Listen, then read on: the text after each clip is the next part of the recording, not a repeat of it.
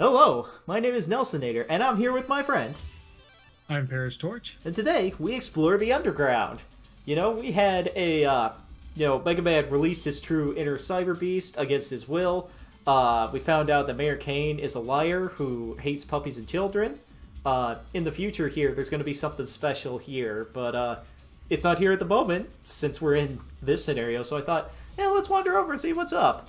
But now we need to, get a sort of lay of the land here and just sort of see what's around. Although, I found a perfect place to fire the gun, so I'm just going to fire a gun, Sizzle, sizzle, baby. I like that what he's got to say about it, just like, sizzle, sizzle, baby. Like, they kept this guy in the corner with the cloud, but they didn't keep the other... Oh, hello, random pathway floating out in the middle of nowhere, huh? Hello, other guy trapped behind a whirlwind. Okay. But yeah, the key thing about this is using the Underground's sort of loop-like nature here for Underground 1 to be able to loop back to get the guys on the far side and hit this group of all the blue spirits from behind. And then these guys, you just gotta sort of figure out a good way to sort of get at them with the weird terrain to efficiently use your soul weapons. If I can find a chance to use the knife, I like to use the knife. If I can find a chance to use the gun and it immediately kill something, I like to do that. And I'm setting up here. I like to set up with the sword here because, he's just hanging out right there in sword range. Like, that's an instant kill when usually that would take 3 swipes. So let's just get this guy out of the way right here because this is an easy solution to the puzzle. Yeah. Like, the weird thing to me is, like, since they give you so much more ammunition and soul weapons and stuff, it's a lot easier to, like, have extra soul weapons at the end if you're playing, like, sorta optimally, Also this, like, I'm immediately putting Elecman right in the front to get slapped in the face by this blue spirit, but at the same time, it took out that yellow spirit instantly, and now I'm able to loop around and kill them both with a sword at the same time, so you gotta set yourself up for good solutions, even if it means you take 30 damage, oh no. I also like how they just leave that guy over there who's a freebie to get shot with the gun, just like, bang, bang. Yeah, that one person just hanging out there by himself. You've done enough of these puzzles by now that you probably know better than to just use 3 weapon attacks against him. Yeah. So, yeah, it is weird that he's just off on his lonesome just for you to have to, quote-unquote, waste a gunshot. Like, they could have just given you one less gun. Yeah, they're just encouraging you to use the tools at your disposal, trying to ease you into it to remind you of how everything works. But yeah, the main solution here is to just figure out a way to efficiently loop around so you can get to this mess. I see those 2 guys in the back there, and I'm immediately like, well, that's a good place to use the guns. And now I just gotta figure out a way to, like, get through some of these guys. Oh, well, I guess I'm just gonna use the sword twice instead of looping around to get in the axe. I guess my plan here is to use the sword on that yellow guy in the top left corner there. So I just need to, make sure I maintain my swords for this, right? Actually, yeah, I'm probably just gonna use the 2 swords and call it a day. Yeah. Huh. It's interesting to come back to this because I come up with a completely different solution than when I saw it the first time, because I'm immediately like, yeah, let's go with the gun, baby. But here I'm using the sword and I'm like, this is kind of a smart idea. 5 bug frags. Woo! Yeah, 104, I can go buy that Giga Chip. I remember I basically made a puzzle for a D&D group that I was playing with that was kind of inspired by the Judge Man scenario. And you were part of this, so you probably remember some of it. Where it's just, you can't cross over the same squares twice. And so I showed the players an image of, okay, here's what the room looks like. And so they immediately started drawing over it and planning out the route that they were going to take. And I looked at it, shrugged, and said, that's not how I drew that, but it is a valid solution. The other fun thing about that was we misunderstood it in some ways because I think one of the people who was part of this was just like, so we have to walk on every single square, right? I think I might have been one of the people that was pushing that a little bit, and then we realized, oh wait, maybe we can't. Ah, well. But yeah, by the way, here's a virus. It's the Shadow. The Shadow is immune to any damage that isn't a sword. They introduced this type of enemy in Battle Network 2, and I think it's stuck around all the way through to 6. The only game I have a question about is Battle Network 5. I don't remember if there was a Shadow-type enemy in that game or not. But yeah, the good old classic. And I'm immediately like, let's just make a Lex Sword the regular chip. Not a bad idea. Don't want to get caught with my pants down. Yeah. I was gonna wander in and it's just like, hey, get your soul weapons. Do you want to reroll? Nah, let's not reload. Let's take a look. Just they put roadblocks in interesting places to stop you from getting to places in this section here, and the geometry is a little bit more confused. Like, look at that. They actually built a firewall. It's too bad that you can use an axe to immediately delete 2 of those guys and hit the other guy before you loop around and shoot him in the back with a gun, but, it's the thought that counts. And then you just kind of look here and you're like... A minor inconvenience. Yeah, just a minor inconvenience. I also like how they set up the 3, blockade obstacles in here to be set up where one of your Link navies can take care of each of them. Slashman can take care of the Cyclone, Heatman can take care of the Fire, and Elecman can take care of the Cloud. And I just remembered I have 2 more. Okay, Killer Man, Erase Man. I'm going to keep screwing that up. Erase Man can get through the Cloud, I think, and then Charge Man, I think, can go through the Fire, and he can go through the Tornado. So, maybe I should have brought Charge Man here, so I didn't have to come back for as much, but I'm still going to milk an extra episode out of this at the end, where I just, loop back around to get all these. Oh man, they didn't give me nearly enough guns for this. I want more guns. I crave the gun. But yeah, this is the last of these puzzles that we get to see of the evil spirits in the entire game. This is it. What do you think of all these puzzles that we've seen throughout the entire game? I mean, it's nice to have a challenge in the game that isn't just action, constant reflex-based testing, that kind of skill. The Charge Man scenario was interesting, but the fact that it was another scenario that was think fast, like most of the virus battling in the game, it's always nice when the game mixes up and throws a different type of challenge at you. Okay, this one isn't going to test your reflexes, it's just testing your critical thinking. And it's a puzzle. You can think about this for as long as you want. Yes. Yeah. I also look at this and I'm like, oh man, I'm going to run absolutely low on everything. And then I looked at that last section of the puzzle, now present day me just looked at that last section of the puzzle and I'm like, oh, you could have done this better, my dude. Why? Well, we're still gonna make it happen. It's fine. Because now I have to, force the usage of the gun. And since it's so restrictive, I like to go in... Oh, excuse me.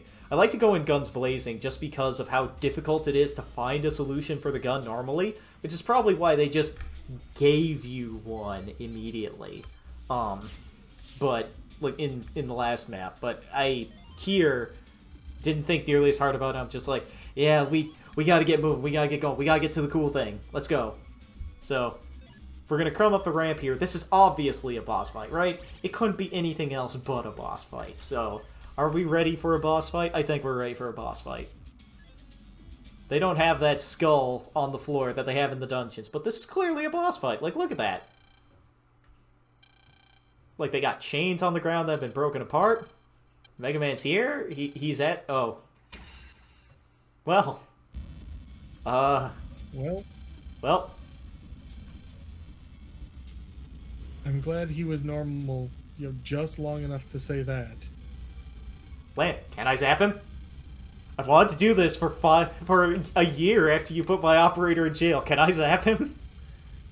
You absolutely sure about this? Yeah, I finally understand. I gotta do this. I can't be wishy-washy anymore. I gotta stand up and do the right thing. Alright, Lan, let's go for it. Man, remember when Slash Man was like, I've got knives for hands and you can't do anything? And Elect Man's like, yo man, you sure about this? I get the feeling that it would have been similar even if Slash Man was here, but yeah, so this is G-Beast Mega Man. It has a lot of the effects and special abilities that regular Beast Out Mega Man has.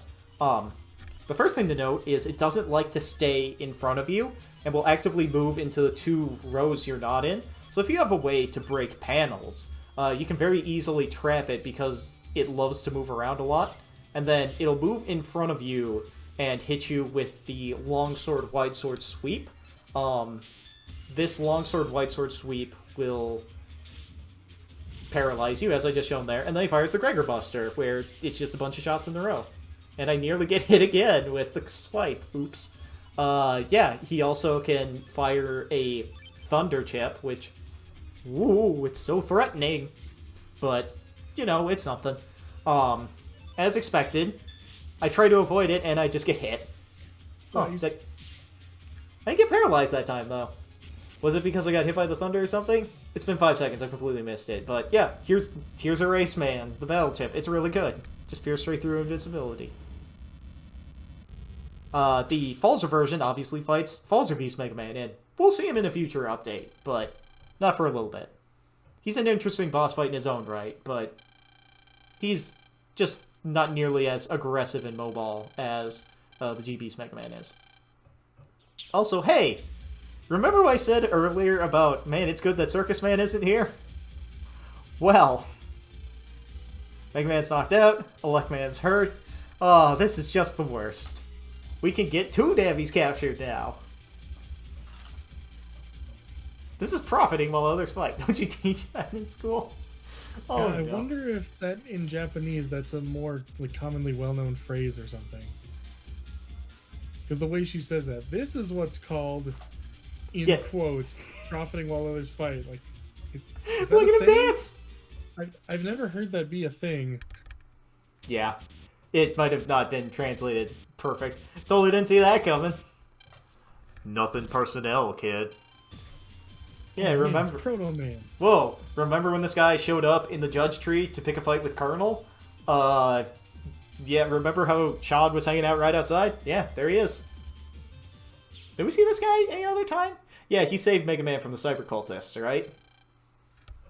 Yeah. Yeah, I think so. Proto Man is here. Oh, not looking your usually healthy self. Come on, Mega Man, get up. And I like how there's a screen transition. And our HP is Mega Man's now. That's good. I like when they sort of integrate, like, and you can see it change right there. And because you're...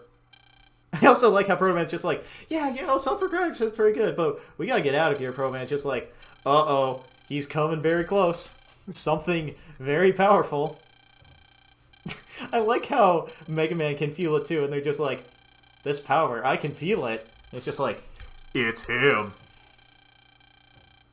And Pro Man's just like, oh, you two better get out of here. You're just gonna slow me down. Oops. Oh no. Oh no.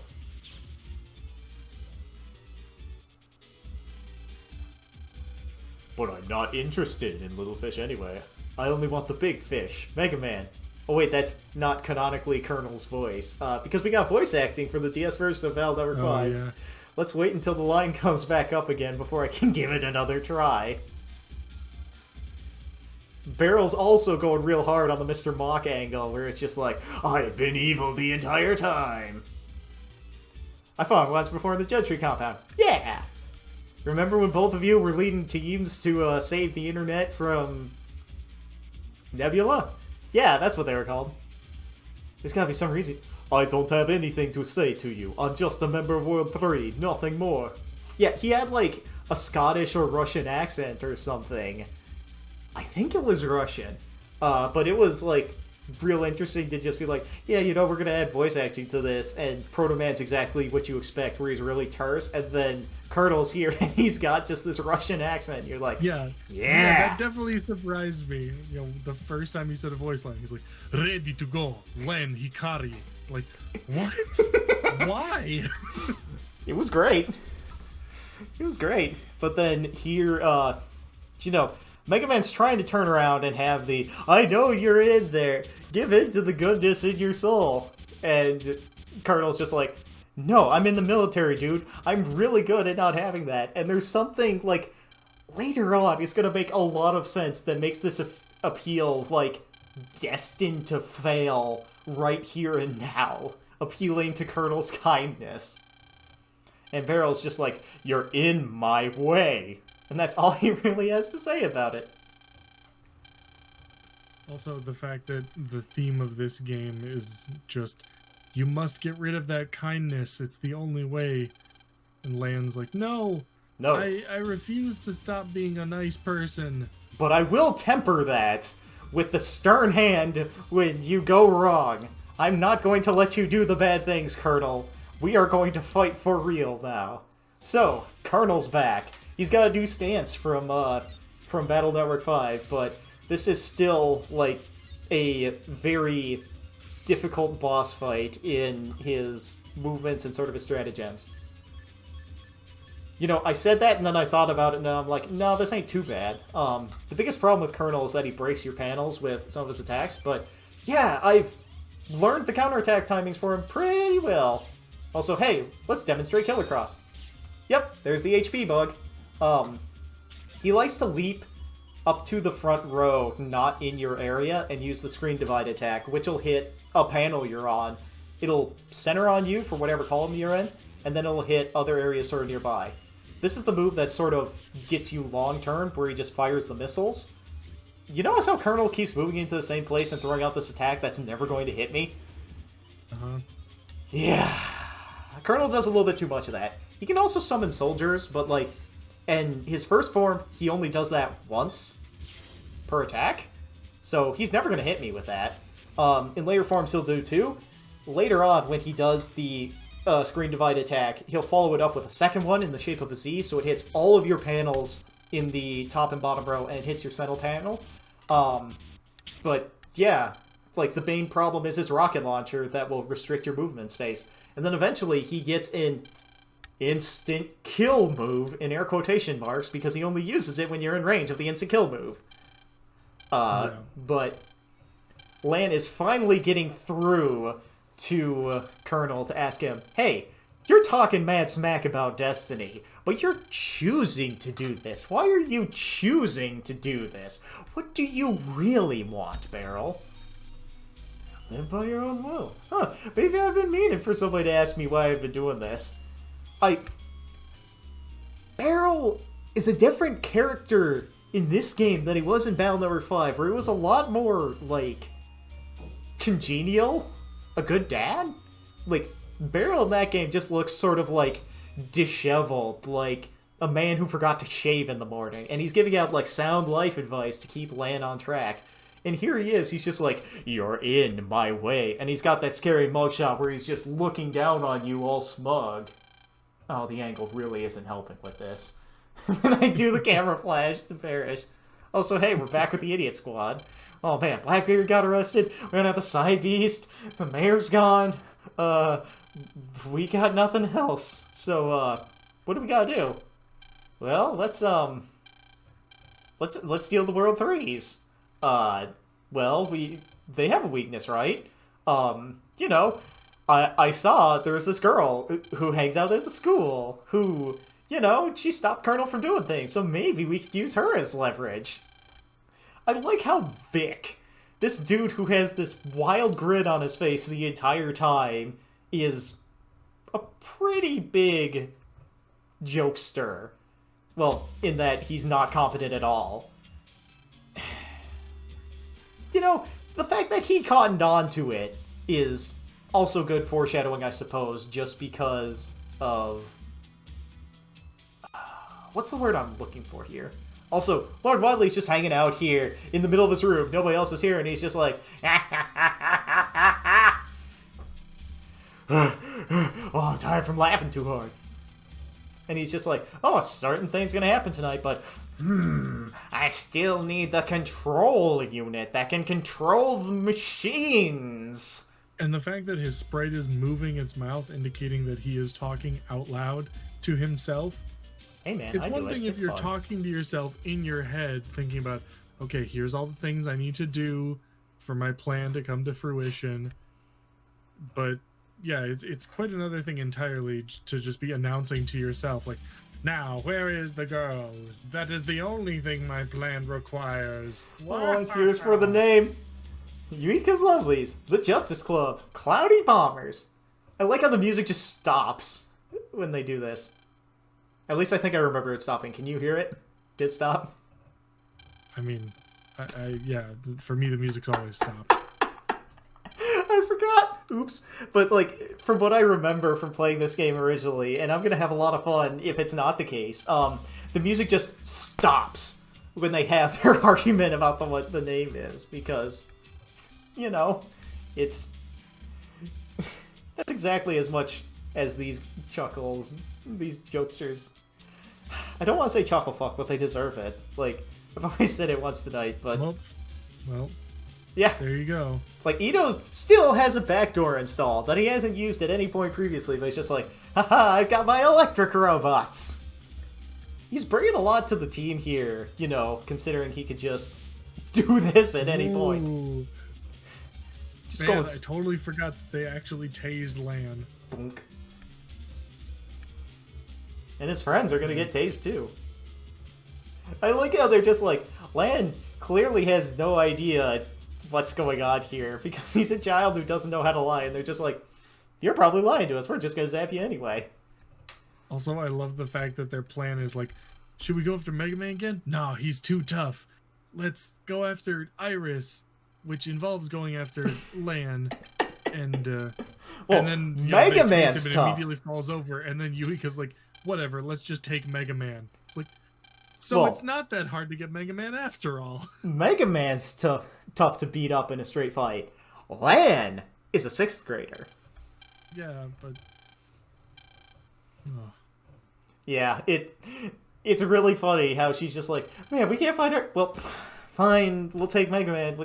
We gotta come back with something. We gotta make something out of our miserable failures of life. Iris got kidnapped. It doesn't matter. We gotta help her. Do we know where they went? No. And he's just like, why don't you just go to the deepest area of the internet, Lan? oh my gosh. It's so obvious. Of course I go to the bad guy place.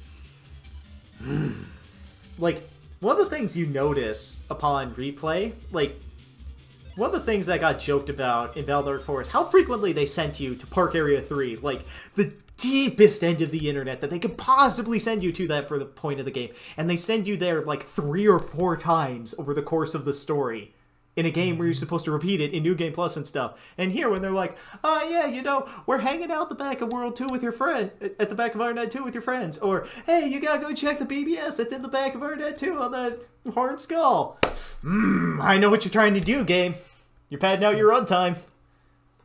Which, like, I've played Final Fantasy 2 recently. Like, legit Final Fantasy 2. Japanese Final Fantasy 2, where your stats go up as you use them. You swing the axe in battle, you get better at swinging the axe. You run in battle, and you get faster at... like, that sort of system. And what they're trying to do here with the game is, like, get you to engage with the dangerous viruses in the end of Undernet 2, so you can, like, build yourself up to, like, afford HP memories or whatever, or get good chips before you go into the end game, where it'll be another step up. But, like, you've seen here, my folder's set. Aside from a couple substitutions, I can beat the final boss right now without that much difficulty. So it's just like, I don't know. Like, if you're playing this for the first time, it'll probably get you where you need to be for the story. But, like, me coming back to this game after... it's been more than 10 years since I played this game for the first time. You know? Like, I get it. I get it. Yeah. Anyway... I hope y'all have a nice day. See ya. See ya.